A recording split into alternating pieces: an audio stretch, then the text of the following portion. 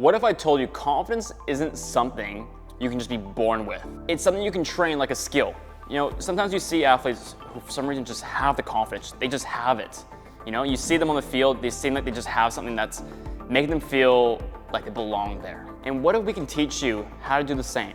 What if we can teach you to build confidence, build self-belief, where you feel like you can own the field, own the court, own whatever sport you're playing, you walk on with confidence. Now, today in this video, we're gonna break down the science of confidence. We're gonna break down the psychology of how to build confidence, what happens in your brain when you have self-doubt, strategies and actionable tasks you can take today to build your confidence, and how action develops confidence like that. I'm Coach Jackson, and my goal is to help young athletes just like you become more confident, more resilient, and happier, because the world would be such a better place when we have young people who want to be leaders, who want to stand up for what they believe in and conquer their goals and become the best they can be.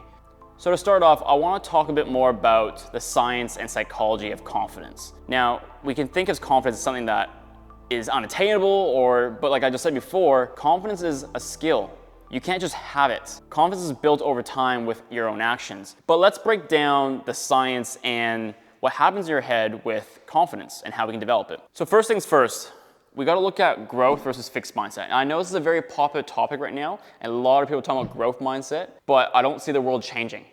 I don't see kids getting more confident. So we're talking about a subject, but it's not making any impact. So let's break it down a little bit more on why it's important. Now, with growth and fixed mindset, my biggest key takeaways with this is your perspective on things. The perspective of growth mindset versus fixed mindset on success and failure. When someone has a growth mindset, they see success as not as the result, but they see it as I'm improving, I'm getting better, and that's success. Whereas someone with a fixed mindset believes it should come really easy to me and I should win easily like that.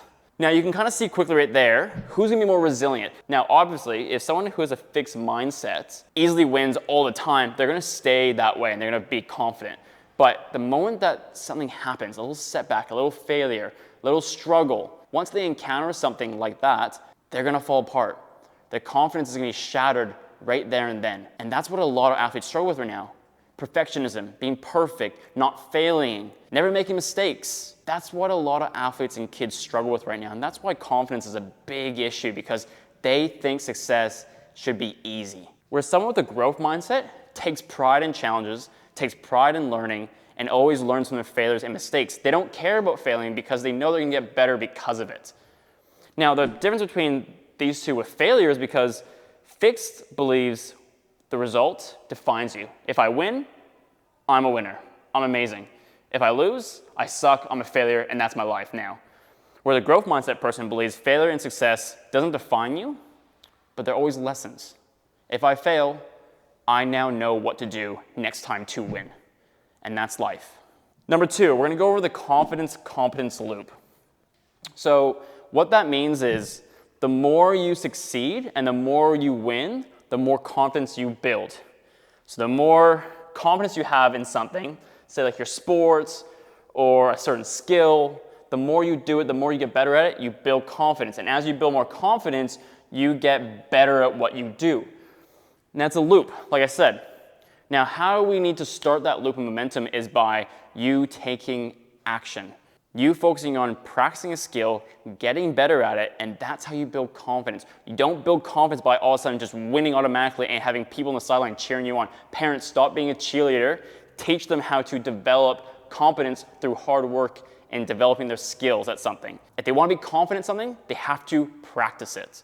And that's the confidence-competence loop, is just build small wins. You don't have to go out and score 10 goals in your first game of the first 5 seconds. All you need to do every day is win at something small. Did you make your bed? Did you do your homework on time? Did you help with chores?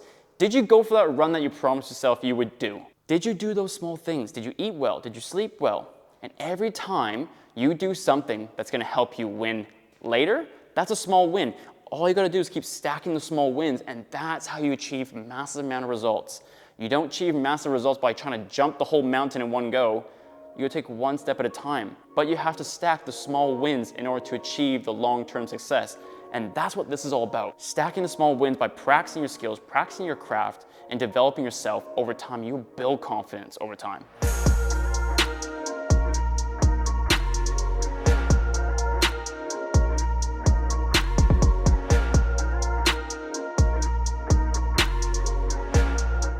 Now, number 2, what happens in your brain when you have self-doubt?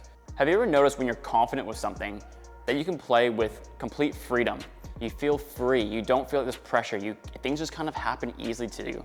You're kind of like in a flow state. But have you noticed when you have self-doubt and you're second guessing yourself, you get into this kind of cloudy vision and cloudy thinking where you can't think straight. You're constantly thinking about what happened in the past and what could happen in the future, and you can never just feel settled. And that's the difference between the two, is being present, confident, and having self-doubt, worrying about past mistakes, and then worrying about possible consequences of future failures. Now, what happens in the brain is when you're feeling self-doubt, the part of the brain called amygdala, it activates when you have self-doubt.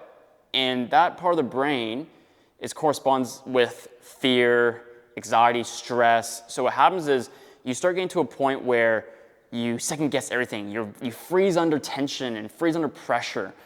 It's kind of the fight or flight mode. When you're under a lot of stress, your body gets really tense and you can't think properly and you just react with emotion. Now, what happens with confidence, when you're confident in something, the part of your brain called the prefrontal cortex gets activated, and that's what controls all your decision making. You know, you actually make decisions faster, you react better, you feel more relaxed, and that's what we want to actually activate.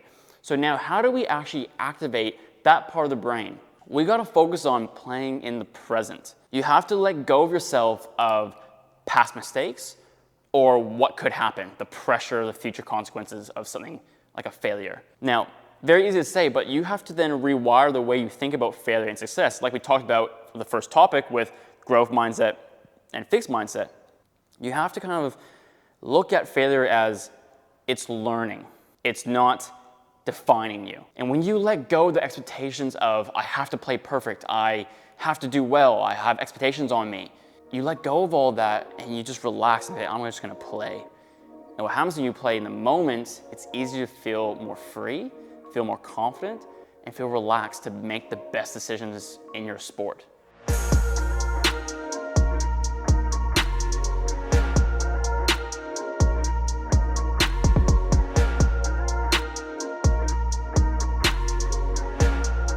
Number 3 on our topics today is habits to develop confidence. Now, there's certain things you can do every single day to keep pushing the needle forward and keep moving towards your goals and developing confidence and being better at your sport. Now, there's 4 components we're gonna look at today. Visualization, self-talk, goal setting, and body language all have a big impact on your confidence. Now, if you decide to do one, cool, but if you do all 4, I can guarantee you're gonna have a big shift in the way you believe about things, about yourself, and how you hold yourself in this world. Now, number 1, visualization. Elite level athletes can rehearse and practice visualizing what success looks like in their mind. If you can see it in here, your body gets used to it because you can feel certain emotions with your thoughts. Your subconscious mind cannot tell the difference between what's real and what's fake. So if you imagine that you're winning the grand final of your game versus actually doing real life, your part of your brain can't tell what actually is real or not. And so that means is if you're gonna visualize success, you're teaching your brain to actually be able to feel the emotions, see it, and feel it physically, what it feels like to succeed. And the more you visualize and see it, your brain and your nervous system gets to kind of used to it. And it's gonna more likely happen in real life then because you already rehearsed it over and over again. You played it back and back and back, and you can see how it needs to be done and how you feel. Because if you can already feel something, you're used to it, so it's more likely gonna happen. Next one is self-talk. How you speak to yourself is really important. So if I said to you, if you're a really negative human being and you have negative self-talk, what if I told you, if you were to say those words to someone else in their face, how would you feel? And how would the other person feel? First thing is, you probably wouldn't want to do it. You feel really uncomfortable. You feel really rude and mean to say those kind of negative things to someone else. And what happens is, when you say those things to someone else, that person is gonna be destroyed. It's gonna hurt them. But for some reason, we decide that it's okay to say those negative things to ourselves. So essentially, you're feeling disrespectful to yourself. You're saying these negative things to yourself, feeling like you're not enough, you don't deserve it. All these things, and then other side of you just accepting it. Why would you do that? It's tough because I've done that as well. And it's just, I look back on it and just think, it's so silly. Why did I put myself so much mental torture and abuse? Because it hurts, and it really does affect you. Your self-talk is really powerful. What you say to yourself is more important than what other people say to you. It's really hard to win the battle outside, like win a game or whatever, when you have a war going inside your own head. When you have these negative thoughts, it's really going to suppress you and hold you down. So you got to speak positive to yourself. Instead of saying, I can't do this, oh, this is too tough, I'm tired, I'm not good enough. When you're saying those things, you will prove yourself right. But if you said, I'm going to prepare myself, I am capable, I will learn and grow, I will achieve this, you will also be right. But whatever you say to yourself, you're going to bring to reality. So you got to be careful what you're actually saying to yourself. Your words are so powerful, and you can speak, your words will become your reality. So you got to be careful what you're saying. So be positive and supportive to yourself. You are your number one cheerleader. And remember that. Number 3, goal setting. Now, we can look at goal setting in 2 different ways. I think for elite level athletes and elite level human beings like business owners and CEOs, they set really big goals on purpose because it forces them to stretch further and challenge themselves more, because if they set smaller goals, they won't try as hard. Now, with junior athletes though, I don't recommend that as much. I do recommend you dreaming big and thinking big. That's so important. But what kids lack in is the ability to figure out the plan to get there right now. You might not have the maturity and the understanding of how to get from point A to point B with a really big goal. So let's have those big goals in mind, but then let's take those big goals and create smaller goals to work your way up towards the big goals. I think that's more important rather than just having really big goals. Big goals are important, but let's have and achieve the small goals to slowly stack wins to get closer and build confidence. And as you get older, you start saying, man, I can open up this whole world. I have so much opportunity. I'm going to think even bigger. I'm going to make $1 million business. I'm going to play this sport at a high level. I'm going to do whatever. But you have the ability to think, okay, what am I going to do to get there though? So for kids, I want you setting small goals, attainable goals you can do every day that are going to help you move the needle forward and keep pushing towards your goals. It could be such as, I'm going to go for a run. I'm going to do this every Wednesday. And I'm not going to miss out on it. Or you're going to go take 100 shots and practice every single day. You can go do your sprint training. You can go kick a ball, and then keep doing those things over again. But set goals. Don't say, I'm just going to go practice. No, set yourself actual measurable goals. Be like, I'm going to kick this ball into the net from this position 100 times. I'm going to do it over and over again until I get it. Set yourself goals for yourself and then stay consistent. That's when you achieve long-term success and the big dreams come true. Now, the last one is body language. In this day and age, I see so many kids just slumped over, and I can really tell what they're feeling or thinking. When you show me this, I can see you're defeated. And if I see that as an athlete, and I see it in my opponent who slumped over like that, I know I got him. I got him all day. I'm gonna run circles around you twice, and you won't know what hit you. Now, on a junior level side, kids, you gotta learn that your body language has a big impact on your mindset. There's been studies shown the way you hold yourself actually tells your body how you should feel, right? So when you're all tensed like this, you're telling your body to be angry or upset. But if you're chest up, proud, standing tall, you're telling the world and telling yourself, this is my space, I belong here, and that I'm worth a lot. Rather than doing this and trying to be small and insignificant, when you're doing this, you're telling the whole world, sorry, can I be here? And you're telling yourself, I don't know if I feel comfortable.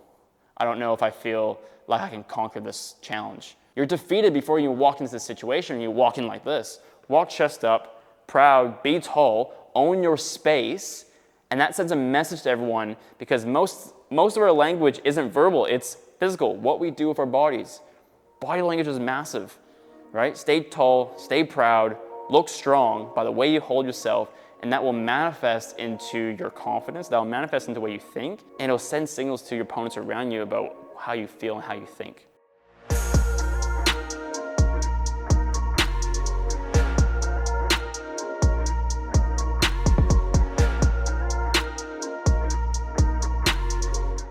Now, our last topic today is action builds confidence. You don't just wake up one morning and feel confident. And most people go about life thinking, oh, once I feel ready, then I'll take action and then I'll start doing what I need to do. But that's backwards.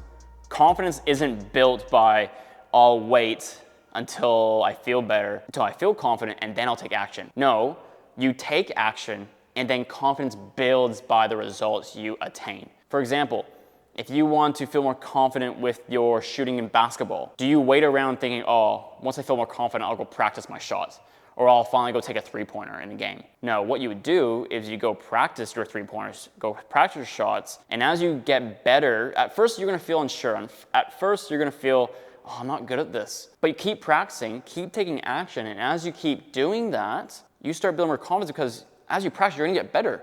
And as you get better, you feel more confident because you took action. There's confidence in preparation. If you don't come prepared, you won't feel confident. Because if I'm gonna apply for a job and I had an interview, but I didn't do my resume, I didn't look up any information on the background history of the business or the job I'm doing, and when the employer asks me, so what do you know about this? And I go, I don't know. Am I gonna feel confident that I'm gonna get that position?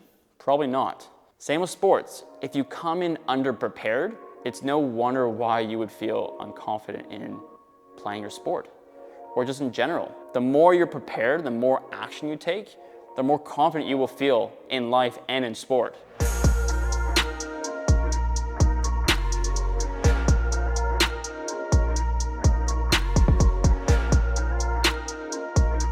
Now to finish up, confidence isn't a magical thing. You're not born with it, like I said. Confidence is built on your perspective in life, the habits you have, and the action you do. The more you see success and failure is not a defining thing, more as an opportunity to learn and grow, you are going to build confidence more. The more habits you develop that's going to help you move the needle closer to your goals will help you build confidence. And the action you take consistently every day, every week, every month, you will keep building confidence to a point where you know you own your spot in that team, where you own that field, you own that court, you belong there. But you can only do that with the things I just told you in this video. So if you enjoyed today's video and you got something from it, please leave a comment, subscribe to our channel because it goes a long way in helping us spread our message across the world more to help young athletes just like you become more confident, more resilient, and happier in and out of sport.